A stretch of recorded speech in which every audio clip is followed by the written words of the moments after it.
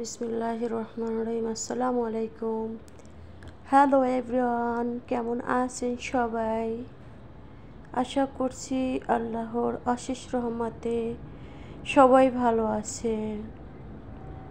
শুরু করছি আরেকটা লাইফস্টাইল ব্লগ ভিডিও অনেক দিন পর। কেমন আছো সবাই? কি অবস্থা সবার? আমি তো এই দূর প্রবাসে আলহামদুলিল্লাহ রব্বে কারিমের শুকরিয়া অনেক অনেক ভালো আছি। আজকে একটা নাস্তা রেসিপি শেয়ার করব। বিকালে কিংবা রাতের খাবারেও এটা খাওয়া যেতে পারে। অনেক মজার একটি রেসিপি, বাচ্চা থেকে বড় সবাই খেতে পছন্দ করে।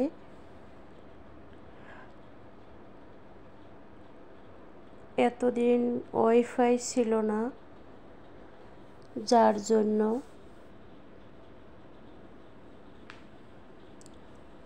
ভিডিও আপলোড করতে পারি নাই, কেউর ভিডিও দেখতে পারি নাই।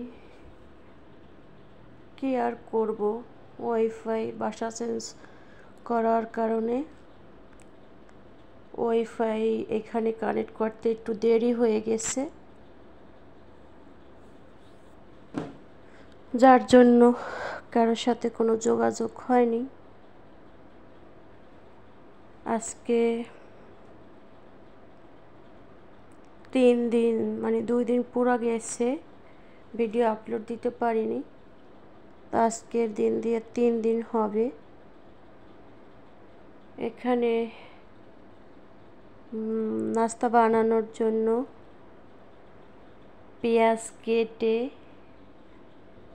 হালকা ভেজে তারপরে গরম মশলা, আদা রসুনের পেস্ট সব কিছু দিয়ে একটু কষিয়ে রান্না করে নিচ্ছি। আর এটা হচ্ছে পোর্কের মাংস, মুরগির। এটাকে আমি অফ ক্যামেরায় সব কিছু দিয়ে সেদ্ধ করে নিছি, যাকে বলে রান্না মানে লবণ আর গরম মশলা, ব্যাস এটা দিয়েই আমি সেদ্ধ করে নিছি এটাকে। তারপর ছোট ছোট করে কেটে এখন এটাকে রান্না করে নেব। আর এখানে মেয়োনিজ, তারপরে আরও সস আছে, ওগুলি ব্যবহার করতেছি। সব কিছু আস্তে আস্তে এগুলিতে ব্যবহার করব, মিক্সড করব।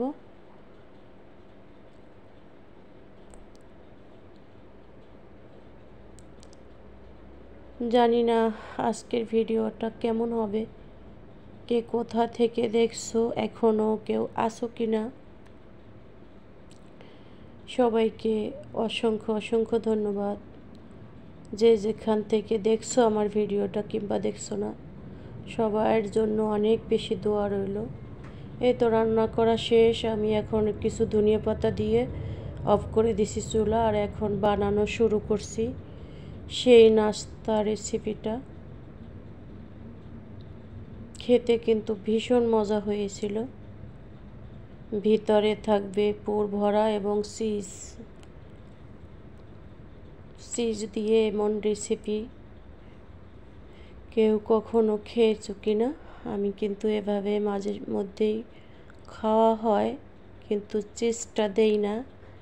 চিজটা আজকে দেওয়ার পরে খেতে কিন্তু ভীষণ মজা হয়েছিল। আমি রাতে কিন্তু এটাই খেয়েছিলাম।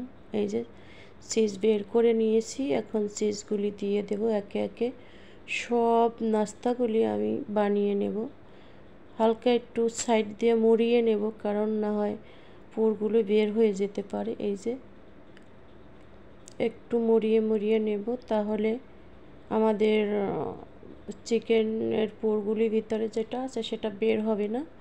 এটা আমরা সবাই জানি। একে একে সব নাস্তাগুলি আমি এভাবেই বানিয়ে নেব।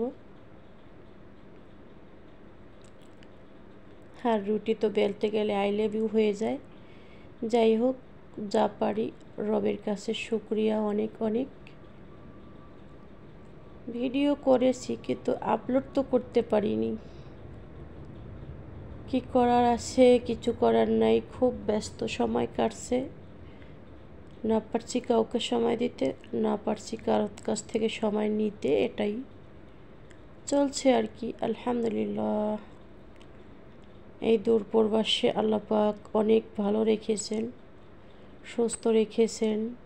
রবের কাছে অনেক অনেক শুকরিয়া। বাড়িতেও তেমন যোগাযোগ হয় নাই। এভাবেই চলছে আমাদের জীবনে। যে বানানো শেষ হয়নি আর কি, বানাইতে আসি আর ভাজতে আসি এক এক করে। এভাবেই সবগুলি বানিয়ে ভেজে নিচ্ছি। অল্প তেলে ভাজবো, কারণ বেশি তেল দেবো না।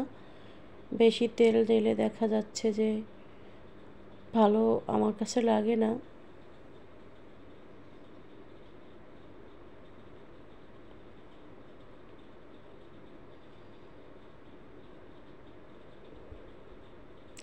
এভাবে নাস্তা যে কোনো সময় ইচ্ছা করলে ঝটপট বানিয়ে খাওয়া যায়, তাই না? যে এক পাশ উল্টিয়ে দিচ্ছি, দেখো কত সুন্দর কালার আসছে, ভালোও লাগছে খেতে। একটুকু আসছিল না, সবটুকু খাওয়া শেষ হয়েছিল। এভাবে করে আমি ভেজে তারপর আবার মাঝখান দিয়ে কেটে নিব স্যান্ডউইচের মতো। প্লেন যাচ্ছে, জানলা দরজা সব লাগানো, তারপরও শব্দ আসছে, কিচ্ছু করার নাই। উল্টিয়ে পাল্টিয়ে সুন্দর করে ভেজে নিচ্ছে নাস্তাটা।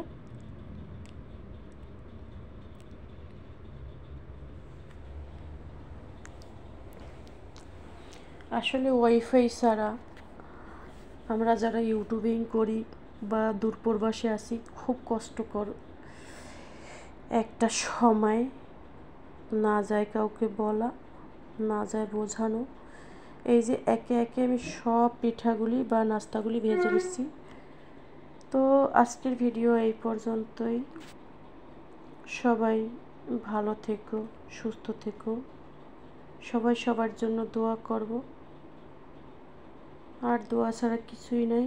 আর দেখা হবে অন্য কোনো ভিডিওতে। সেই পর্যন্ত সবাই ভালো থেকো। আল্লাহ হাফেজ। আসসালামু আলাইকুম রহমতুল্লাহ।